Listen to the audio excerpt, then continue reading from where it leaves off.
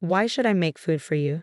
You're not family to me. I don't even consider you family. Don't get too comfortable here. Why are you even in this house? I invited my son and granddaughter to visit so I could spend time with my family. Can you give us some space? The room felt awkward in my parents-in-law's house. My mother-in-law, who I tried to avoid whenever we met, was a huge problem for me. But one day, Mommy, oh my God, it's Grandma. What happened? I felt terrified and my heart was racing. My daughter told me what had happened.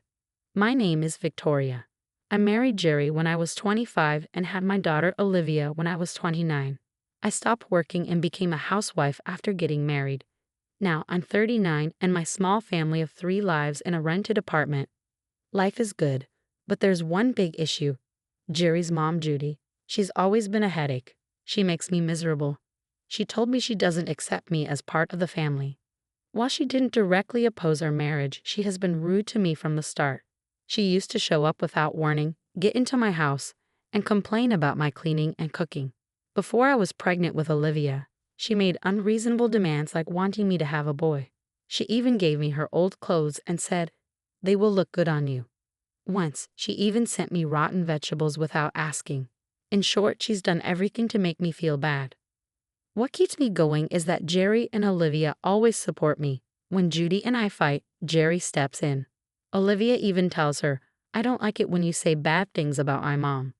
Whenever I visit my in-laws, Judy makes snarky comments about me, even in front of Brian, Jerry's dad.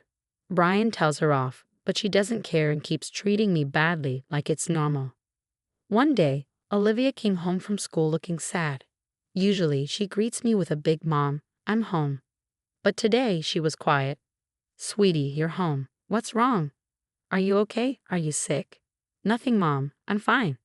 She tried to brush it off, but I could tell something was wrong. She kept looking deep in thought. Even though she smiled later, I knew something bothered her.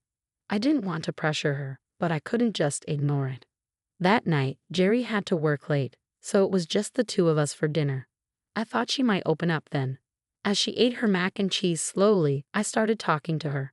"I'm worried about you. When you say you're fine, it's not always true. I won't tell anyone, and I won't get angry. I'm always on your side. Can you tell me what happened?" She put her fork down and stayed quiet for a while. Then she decided to tell me what happened.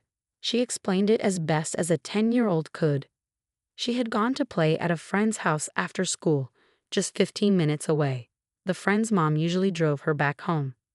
On the way back, when the car stopped at a red light, she saw Judy with a man she didn't know. She even saw them kissing. As soon as Olivia realized it was her grandmother, she ducked down to avoid being seen. I couldn't believe what I was hearing. The idea of Judy being affectionate with another man, so close to where we live, was shocking. It must have been really upsetting for a 10-year-old to see something like that.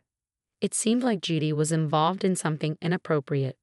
To comfort Olivia, I went to the local store and bought her favorite ice cream. Normally, I wouldn't give her sweets before bed, but today was different. She had been feeling down for a while, but she seemed a little better after having the ice cream.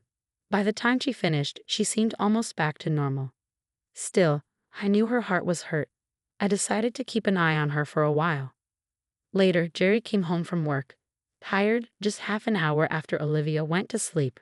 I didn't want to tell him about his mother's affair, but I couldn't keep it from him. I told him exactly what Olivia had said. Jerry had been relaxing in the living room, but when he heard what happened, he covered his mouth with his hand and quickly walked to the kitchen.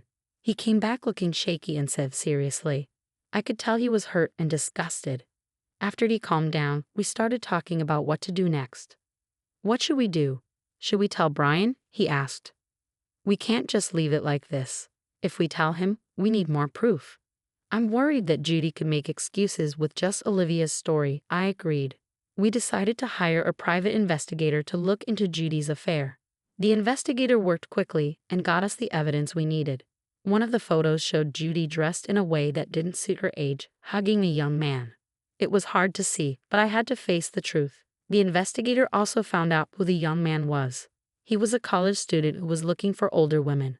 Judy had been giving him a lot of money, and there was even a picture of them shopping together at a fancy store. It didn't look like an affair. It seemed like she was being taken advantage of. Still, there was no doubt she was cheating, and she knew it was wrong. Now we had the proof to confront her. We just had to figure out when to tell Brian. While we were waiting for the right time, Judy called Jerry and asked him to come over that weekend. The timing couldn't have been better.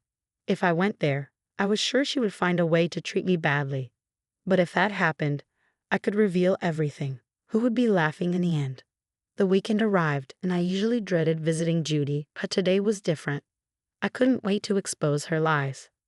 As we arrived at my in-laws' house, Judy opened the door with a smile. "Ah, you're here. Hi, Jerry and Olivia. Welcome. I made a delicious lunch for you. Come in."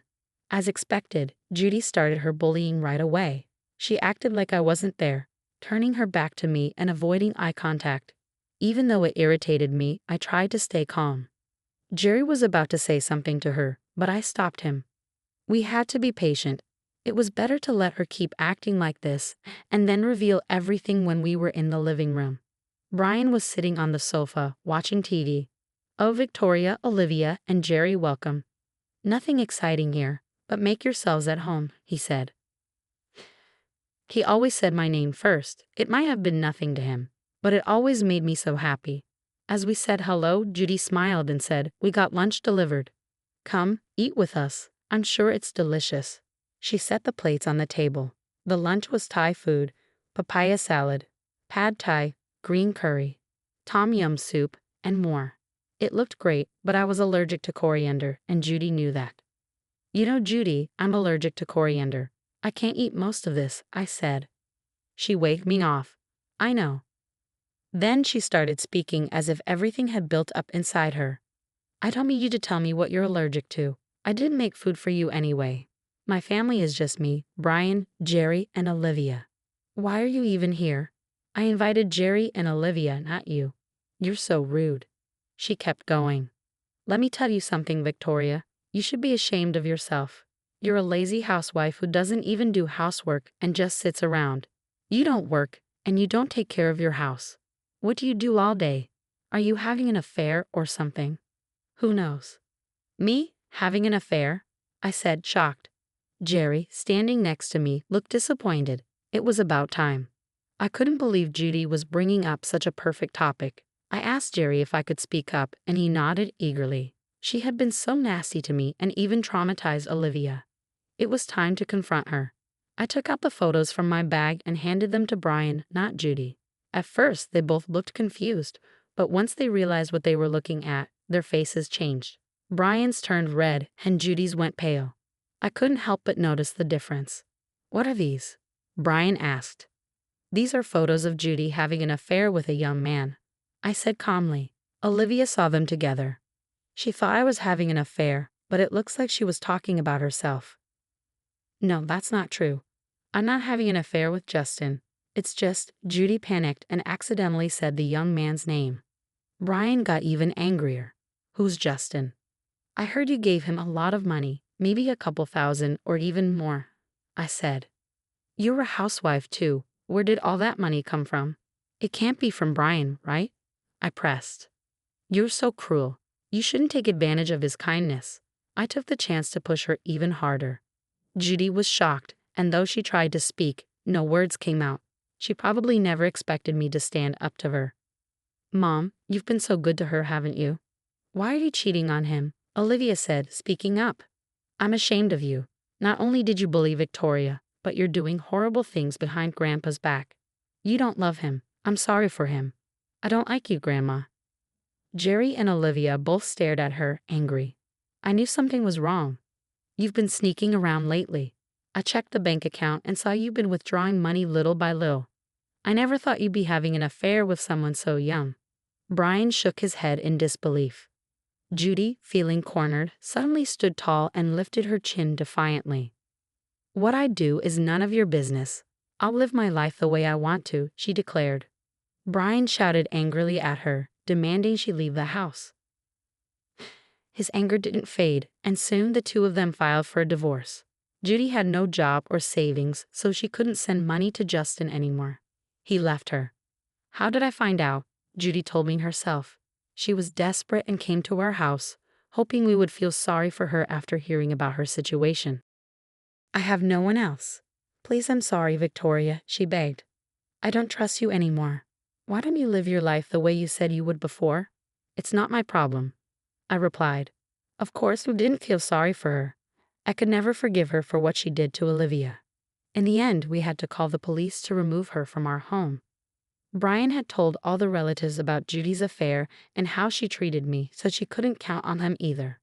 I heard she was living alone in a cheap apartment and still paying alimony. She had truly brought all of this on herself. Meanwhile, Brian decided to move in with us. After being alone, he's become better with kids than I expected. He takes Olivia out on weekends, and she enjoys spending time with him. She's slowly starting to forget about Judy. He's also helping me with the housework, saying he feels bad living here for free. At first, I had to teach him everything, but now he can do it all by himself and even cooks dinner for us. Thanks to him, I'm able to work part-time. It took me some time to adjust after such a long break, but I really enjoy being outside the house. I'm even thinking about getting a certification. Since Brian moved in, our life has definitely improved. He protected me when Judy mistreated me, and he's still helping me in so many ways. Judy was truly foolish to betray such a good man. I've learned from all of this not to give in to immediate desires and to be thankful for the happiness I have now.